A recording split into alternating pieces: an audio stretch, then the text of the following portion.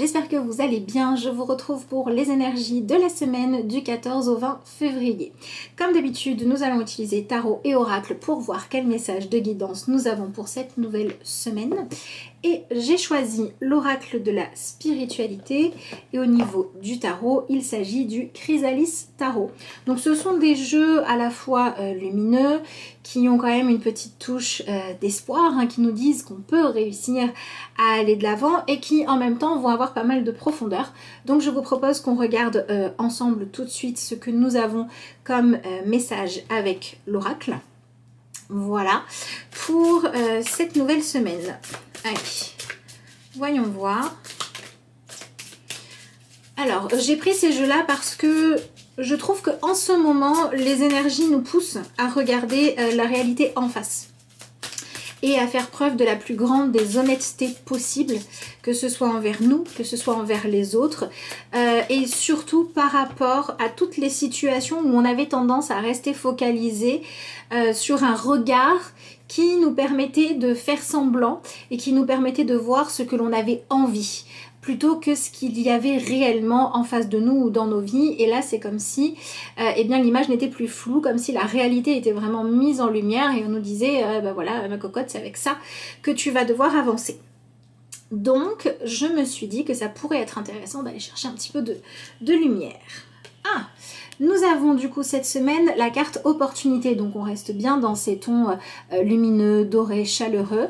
Et au niveau des messages, nous avons vivez dans le moment présent, oubliez le passé, vous ne devez pas vous inquiéter à propos de l'avenir, une merveilleuse opportunité se présente à vous aujourd'hui, accueillez-la. Alors je vous montre le message qui, ma foi, en début de guidance est plutôt encourageant, enthousiasmant. Voilà, on va pas se mentir, c'est le genre d'énergie quand elles arrivent qui font plutôt plaisir et qui donnent envie d'en savoir plus. C'est évidemment ce qu'on va faire avec le tarot, mais quand même pour revenir sur cette carte-là, on pourrait voir ici dans ces espèces de vagues-là, le fait que cette semaine va enfin nous permettre de nous rendre compte de quelle opportunité d'aller de l'avant se cacher dans le chaos qu'on a pu vivre ces dernières semaines, ou dans l'ennui, ou tout simplement dans la nouveauté. Bref, tout ce qui a un petit peu bouleversé notre quotidien, notre façon de penser, notre état d'esprit, voilà, ce qui dans votre vie a subi un espèce de raz-de-marée là, et du coup on était un peu perturbé, voilà, mais qu'est-ce qui se passe, pourquoi ça arrive maintenant, est-ce que je me sens prête, pas prête, etc. Eh bien cette semaine va nous permettre d'y voir beaucoup plus clair, les choses vont prendre du sens, les choses vont peut-être se mettre en place, le mouvement va commencer à venir. Donc il y a deux choses intéressantes avec cette carte là. La première, c'est que cette semaine il ne faut pas avoir peur de faire les choses différemment de ce que vous avez fait jusque là, puisque qui dit bouleversement dit forcément sortir de la routine, sortir de l'habitude pour entamer quelque chose qui va nous permettre, ma foi, de découvrir soit de nouvelles versions de nous, soit de nouvelles aventures.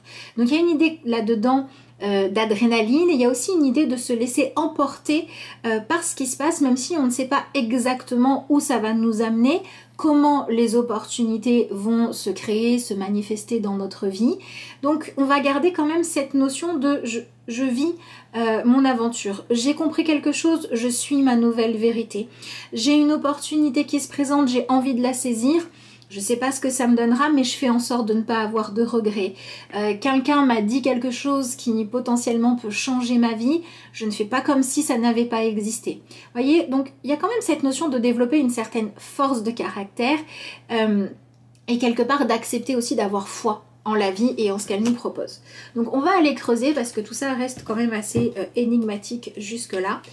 Donc on va voir ce que nous avons avec l'énergie du tarot. Alors, nous avons l'énergie de l'as de spirale, donc l'as de bâton.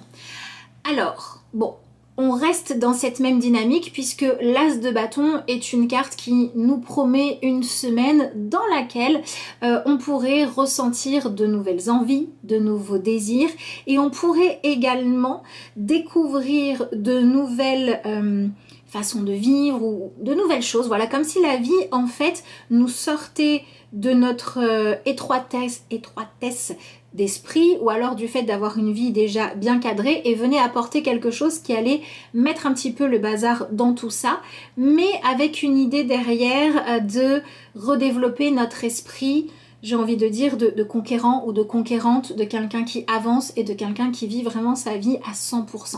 L'énergie de l'as d'épée, de bâton, elle est beaucoup dans cette idée, comme si quelqu'un venait taper à notre porte en nous disant « Est-ce que tu n'aurais pas un petit peu oublié que quand il y a une sensation d'avoir fait le tour de la question, une sensation que la vie ou que telle relation ou telle situation n'a plus rien à offrir ou qu'une méthode pour obtenir le bonheur ne marche pas, eh bien c'est peut-être pour attirer notre attention sur quelque chose de nouveau, de différent et qui va potentiellement changer des choses. Et donc il y a toute cette ouverture-là qui ressort. Alors, l'énergie de l'as de bâton, elle peut tout à fait nous amener à vivre le fait de se découvrir des nouvelles envies et il va falloir trouver comment on leur dit bienvenue et on leur fait de la place et on les gère. Ça peut aussi nous apporter des rencontres, des situations qui vont venir réveiller chez nous de nouveaux désirs qu'on va trouver un petit peu encombrants parce que le fait que ça arrive dans notre vie, ça remet un petit peu en question le reste. Et donc c'est pour ça que je pense que les opportunités qui vont se présenter à nous cette semaine vont nous permettre de nous sentir vraiment vivants, vivantes, vont être vraiment des formes d'inspiration, des formes de désir, d'attraction, d'attirance qui vont être assez intenses. Il y a quelque chose d'assez magnétique là-dedans.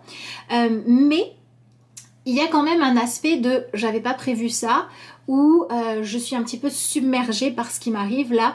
Comment est-ce que je fais pour le gérer ? D'accord ? Et donc, ma foi, la meilleure chose à faire, c'est de ne pas s'interdire de vivre pleinement. À vous de voir ce que ça veut dire selon votre situation.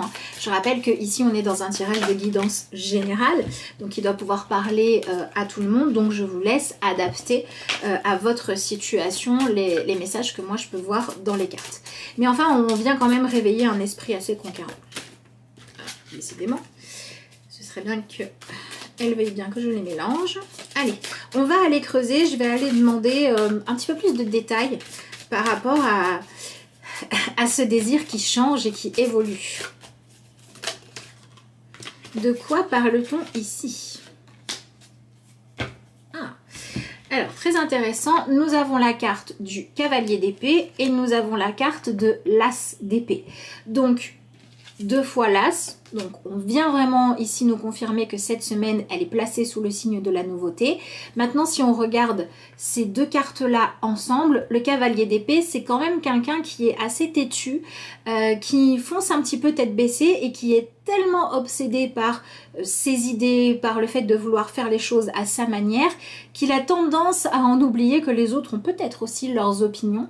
Et là on dirait qu'il va être freiné dans sa course par une compréhension, un déclic, une information, une façon de communiquer qui va le stopper un petit peu net dans son élan et qui va le pousser à prendre du recul et à se rendre compte qu'il avait peut-être foncé un petit peu trop vite, là qu'il était peut-être un petit peu trop sûr de lui ou de ce qu'il croyait ou de ses opinions et qu'il faut peut-être changer un petit peu la donne, d'accord?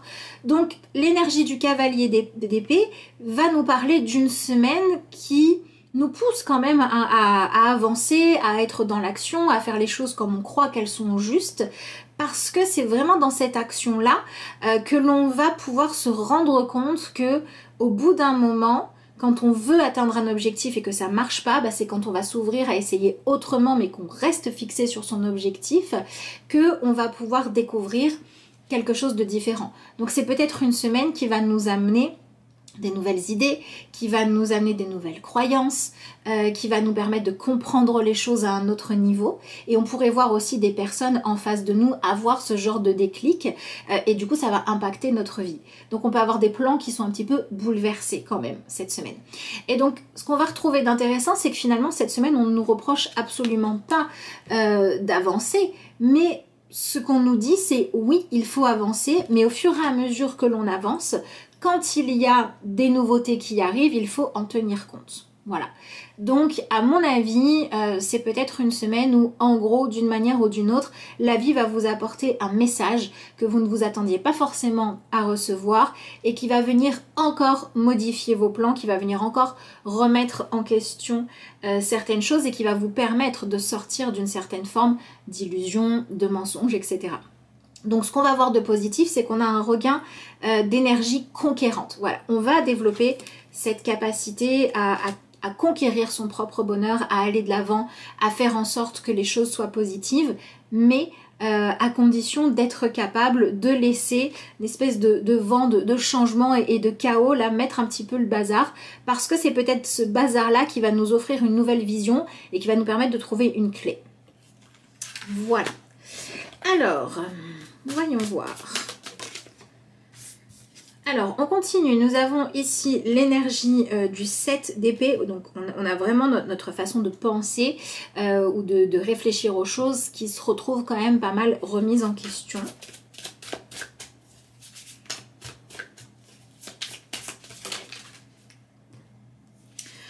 Ensuite, nous avons la carte qui s'appelle ici le compagnon, qui est en fait le roi de bâton. Alors, le roi de bâton, il a une énergie très séduisante, très charismatique. Hein.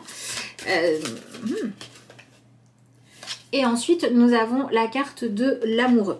Alors, clairement, ce tirage-là, il indique que si c'est vraiment au niveau sentimental que vous allez ressentir, ou au niveau relationnel, que vous allez ressentir ces énergies-là, il est tout à fait possible que, en fait, on vienne être un petit peu, comment dire, titillé, d'accord? C'est-à-dire que là où on était en train d'essayer de mener un combat, là où on était dans le conflit, là où on essayait de faire avec une situation qu'on avait envie de fuir, eh bien on va voir apparaître peut-être une nouvelle personne qui va nous séduire, ou une nouvelle vision de nous, ou un nouveau rêve qui va nous pousser à nous détourner un petit peu du fait de ressasser le passé, du fait d'entretenir le conflit, ou du fait de continuer à donner autant de place et autant d'importance à ce qui ne nous convient pas, pour plutôt nous tourner notre regard vers ce qu'il y a de séduisant.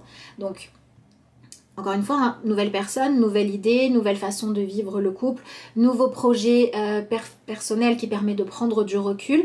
Mais en gros, on a quand même une semaine en plus avec la carte de l'amoureux qui est là pour nous permettre de réfléchir autrement et de gérer notre vie sentimentale actuelle différemment.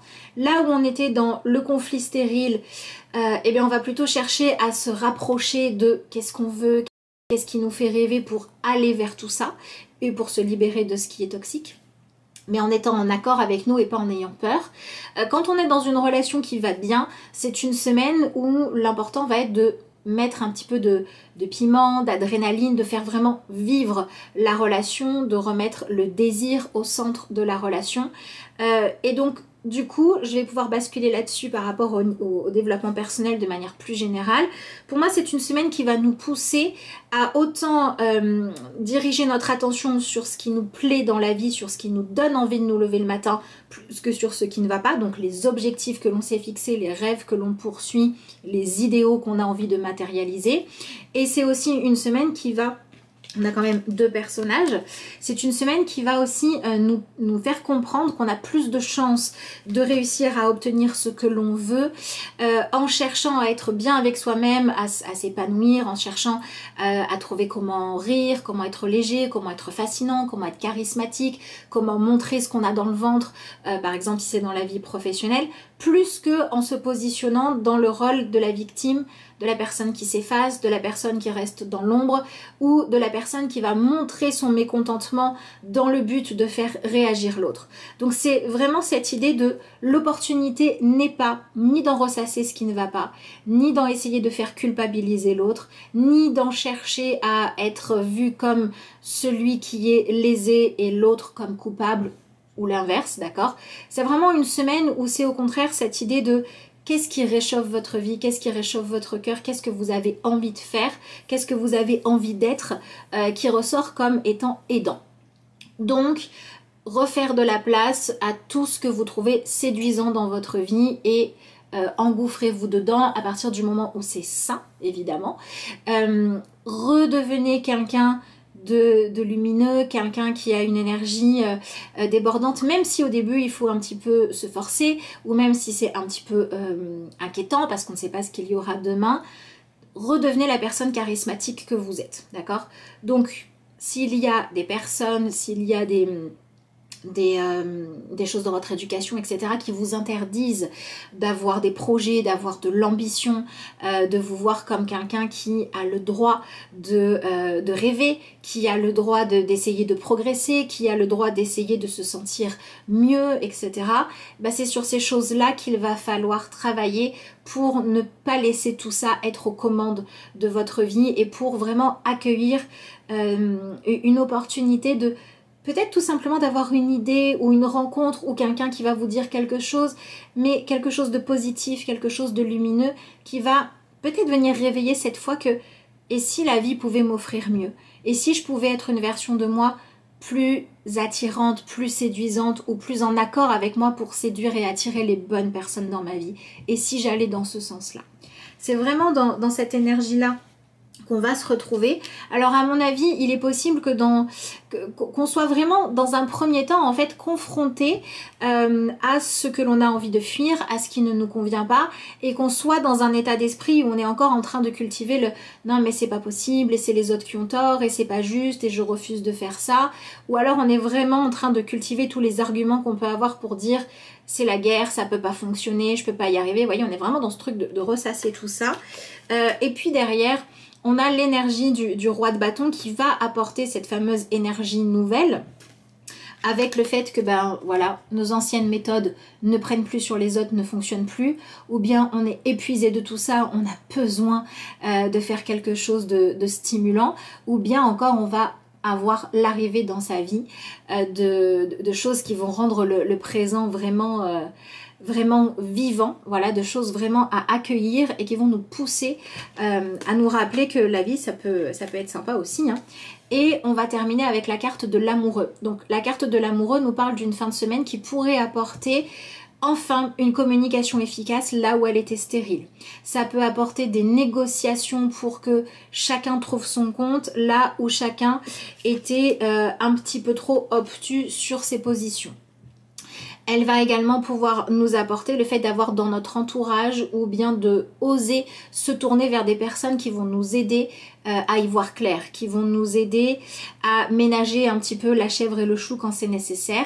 Et enfin, la carte de l'amoureux va nous parler d'une fin de semaine ou d'une fin de processus qui va nous demander de faire des choix et de faire des choix qui ne sont pas guidés ni par le passé, ni par nos peurs, ni par notre éducation quand ça ne va pas dans le même sens, mais qui sont vraiment guidés par ce à quoi on aspire dans la vie.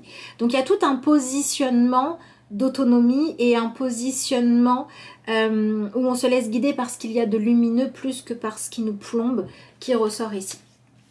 Donc ma foi, c'est une semaine qui semble pas mal intéressante. Voilà, je vais m'arrêter là pour ce que je voulais vous dire pour les énergies de cette semaine qui voilà, sont quand même assez... ça donne envie d'aller voir ce qui se passe, voilà. Je vous rappelle que si vous avez besoin ou envie de guidance, de travailler sur vous, vos mémoires, vos blessures, ou bien réussir à prendre du recul par rapport à des projets, des relations, etc. Vous pouvez prendre rendez-vous pour une consultation par Skype ou commander des vidéos avec des tirages personnalisés pour vous. Et vous avez pour ça mon adresse mail et le lien vers ma page Facebook qui sont sous la vidéo. Moi, je vous remercie d'avoir suivi celle-ci de vidéo. Je vous dis à bientôt et puis je vous souhaite une belle semaine.